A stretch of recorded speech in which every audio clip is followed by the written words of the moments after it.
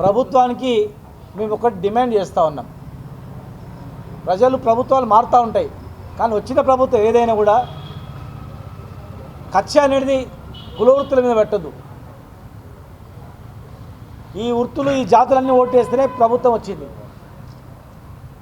ఈ సంఖ్య మొత్తం మీరు చెప్పిన హామీలు నచ్చి నెరవేరుస్తారని ఓట్లేసారు. మీరు ఇచ్చిన హామీలు వదిలిపెట్టి పాతే మొత్తం బీకేస్తామంటే ఎట్లా? ఈరోజు మీరు చేసినటువంటి చర్య చాలా నీచమైన చర్య. ఎవడైనా అద్దాలు వలగొడతాడా? లక్షల రూపాయలతో ఖర్చు చేసినటువంటిది నీరాకేఫ్ అద్దాలు వలగొడతారు ఎవరైనా ఆ ఎక్కే చెట్టు బొమ్మలను తీసి ట్యాంక్ బండ్లో పడేస్తారా? ఒక గౌడ్లకే కాదు, తెలంగాణ ప్రజా మొత్తం చెప్తా ఉన్నాం. కళ్ళు నీరు తాగేటువంటి ప్రతి కులాన్ని చెప్తున్నా నేను. ఒక వ్యవసాయం చేసి రెడ్డి నుంచి మొదలుకుంటే కమ్మరన్న, కుమ్మరన్న, యాదవన్న, బేస్తన్న, ముద్రాజన్న అందరు చెప్తా ఉన్నా నేను. మాదిగ సోదరులందరూ కూడా చెప్తా ఉన్నా. తరతరాలుగా మీ గురించి చెట్లెక్కి వేల మంది, లక్షల మంది చనిపోయారు మా జాతి. మీ ఆరోగ్యం గురించి, మీ సంతోషం గురించి చెట్లెక్కి కింద పడి చనిపోయినటువంటి జాతి మాది. అందరు సేవించారు, కళ్ళు కానీ నీర కానీ. ఇవాళ మా జాతి పట్ల ఇంత అవమానపరంగా ఆ ప్రతిమలు తీసి ట్యాంక్ బండ్లో పడేసి అద్దాల వల్ల కొట్టి లోపల నీరు తాగకుండా ఆ చెడు వాసన వచ్చేటట్లు అద్దాల వల్ల కొట్టడం అనేది ఏ దానికి? అద్దాలు తీసుకుపోయి మీరు ఆడబెట్టుకున్నారు. ఏమి ఉపయోగం వచ్చింది మీకు అద్దాలతోన? అది మన బంగారమా? పలిగిపోతే పనికొస్తుంది అది. ఎందుకు తీసిర్రు అద్దాలు? నీరక్కే అద్దాలు ఎందుకు వలగొట్టిండ్రు? మా చెట్టెక్కే గీతన్న ప్రతిమలు ట్యాంక్ బండ్లు ఎందుకు పడేసిండ్రు? నీరక్కే బోర్డులు ఎందుకు తొలగించిండ్రు? నీరహాల్ ఏదో లేక్యూ హాల్ అని ఎందుకు పేరు పెట్టిండ్రు? అంటే మేము చేతగాని వాళ్ళం అనుకున్నారా?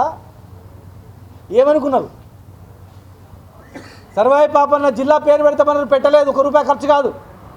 మేము ఇచ్చిన జియో ట్యాంక్ బండ్ పైన విగ్రహం పెట్టమని చెప్పి జియో ఇచ్చినాం, పెట్టలేదు. ₹1 ఖర్చు కాదు. 3 కోట్ల నిధులు విడుదల చేసినాం, జియో ఇచ్చినాం, పెట్టలేదు. 20% వైన్ షాప్లో రిజర్వేషన్ ఇస్తామన్నారు, ఇంతవరకు జియో ఇవ్వలేదు. 20% గౌడ్లందరినీ పైగా కేసులు పెట్టి కల్తీ పేరు మీద 100 మంది గౌడ సోదరులను జైల్లో పెట్టిరు. బార్ షాప్లో నిర్వహించే వాళ్ళని జైల్లో పెట్టిస్తున్నారు. పేర్లు చూసి మీరు గౌడ జాతి బిడ్డలను జైల్లో పడేసి మీరు అణచివేస్తూ ఉన్నారు. చెట్టు కింద మీద పడి చనిపోయిన వాళ్ళకు ఇంతవరకు కూడా ఎక్స్గ్రేషియా ఇవ్వలేదు. మీరు నెల ఇస్తామన్నారు. మా వాళ్ళు చెట్లు ఎక్కుతుంటే కింద నుంచి చూసి సంతోషపడ్డారు. కొడుకులు ఎట్లెక్కుతున్నారు చూడు అని చెప్పేసి కనీసం గౌరవం కూడా ఇవ్వలేదు.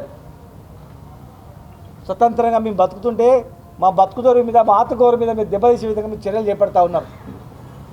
500 కోట్ల విలువైన భూమి మేము ఇస్తే కనీసం 5 కోట్ల నిధులు విడుదల చేస్తే బిల్డింగ్ పని కూడా స్టార్ట్ చేస్తలేరు.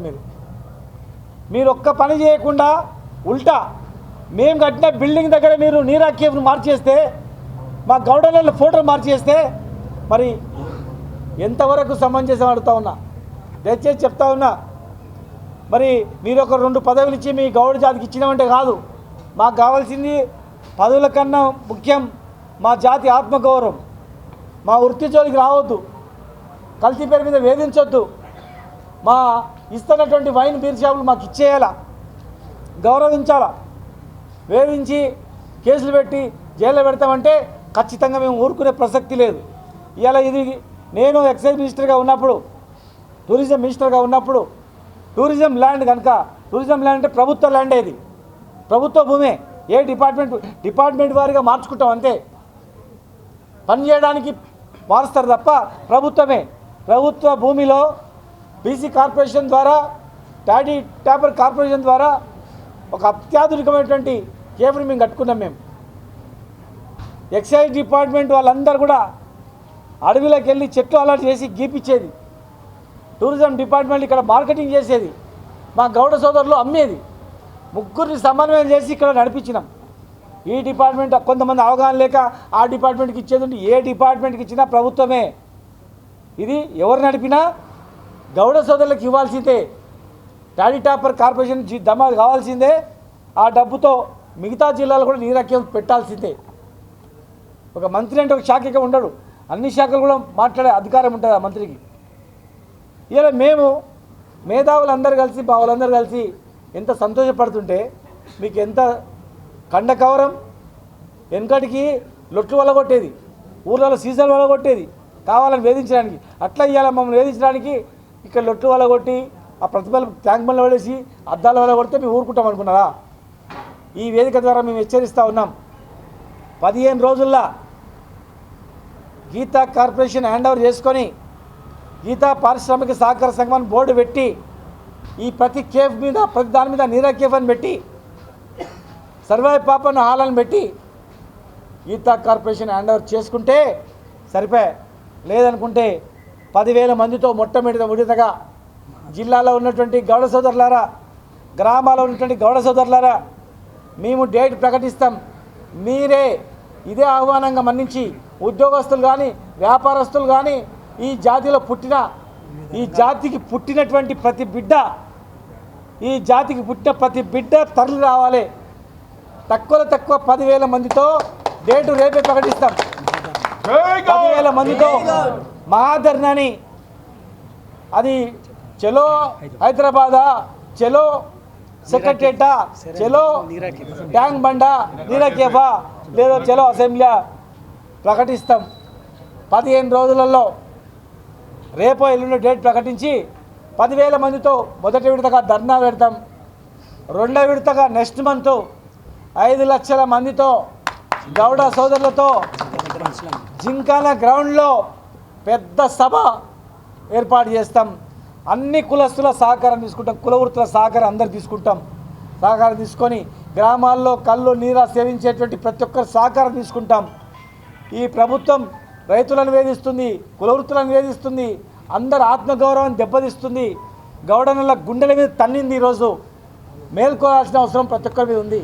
పార్టీలకు అతీతంగా అందరు కదలాల్సిన అవసరం ఉంది. ఈ 2 ప్రోగ్రాంలో ఈ 15 రోజుల్లో జరగబోయేటువంటి మహాధర్నాలకు తర్వాత నెక్స్ట్ మంత్ 5 లక్షల మందితో జింకానా గ్రౌండ్లో జరగబోయేటువంటి బహిరంగ సభకు కూడా అందరు కూడా భేషజాలు పక్క పెట్టి చేయాలి. మరి అందరు పెద్ద మనుషులతో ఇప్పుడు కొద్దిసేపు కూర్చుంటాం. చాలామంది మేధావులు ఉన్నారు మా వాళ్ళు, కూర్చొని మేము మాట్లాడి డేట్లు కూడా మేము ప్రకటిస్తాం. మన జాతి ఈ కులవృత్తుల జాతులందరినీ కూడా ఆహ్వానించుకొని పెద్ద ఎత్తున ఈ కార్యక్రమాన్ని నిర్వహించుకుంటాం. ఇంకా ఏ కులవృత్తి జోలికి వస్తే కూడా ఇట్లా అవుతుంది అనేటట్లు, ఈ దేశంలో ఎవరి జోలికి అని వస్తే ప్రభుత్వాలు మట్టి కరిచిపోతారు అనేటట్లు క్యారెక్టర్ చేస్తాం. గౌడ సోదరులారా, మీరు భయపడకండి. ఒకవేళ ఎక్సైజ్ డిపార్ట్మెంట్ వాళ్ళు కేసులు పెట్టి జైల్లో పెడుతున్నారు కదా, మీరు రాసుకోండి. మిమ్మల్ని వేధించిన ఎవరిని కూడా మేము వదిలిపెట్టాం. మీ పేరు రాసుకోండి. ఎవడు వేధిస్తున్నాడు, ఏ నాయకుడు వేధిస్తున్నాడు, ఏ అధికారి వేధిస్తున్నాడు రాసుకోండి. ఒక్కొక్కరిని వదిలిపెట్టకుండా తగిన మూల్యం చెల్లించేటట్లు ఖచ్చితంగా చేస్తాం. వదిలిపెట్టాం, ఎవరిని వదిలిపెట్టాం. వాడు రిటైర్డ్ అయినా కానీ మిమ్మల్ని వేధించినంటే ఖచ్చితంగా ఆయన తగిన చూల్యం చెల్లించుకోవాల్సి వస్తుంది. ఒక రాజకీయ నాయకుడు ఎవడైనా వేధించినా ఖచ్చితంగా ఆ రాజకీయ నాయకుని భూస్థాపితం చేద్దాం.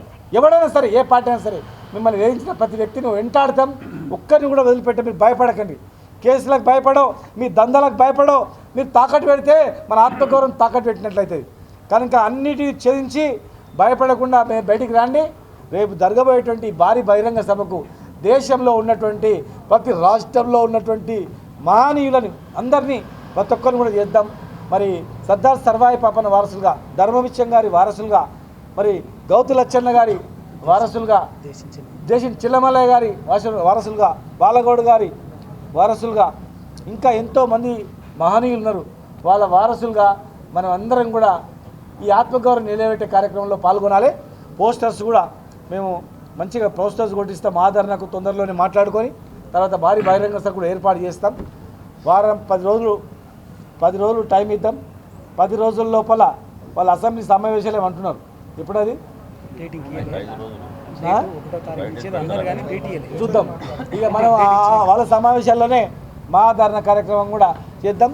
ఎక్కడోళ్ళ అరెస్ట్ చేసినా, అల్లకల్లోలం చేసినా సరే ఖచ్చితంగా మన దానుకున్న దాన్ని సాధించుకుందామని చెప్పి, ఇంకా ఏమైనా అభిప్రాయాలు ఉంటే మీరందరూ కూడా చేయండి. ఈ 2 కార్యక్రమాల గురించి టెంపరీగా ఎక్కడో దగ్గర ఒక ఆఫీస్ని కూడా తొందరలోనే ఏర్పాటు చేస్తాం.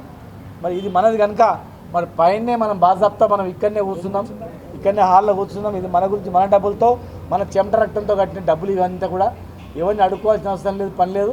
ఇక్కడనే మనం సమావేశం రెగ్యులర్ కలుసుకొని ఇక్కడనే సమావేశం ఏర్పాటు చేసుకొని ఇక్కడనే మన కార్యాచరణ 2 భారీ బహిరంగ సభ మహాధర్నాను అందరం కూడా చేద్దాం.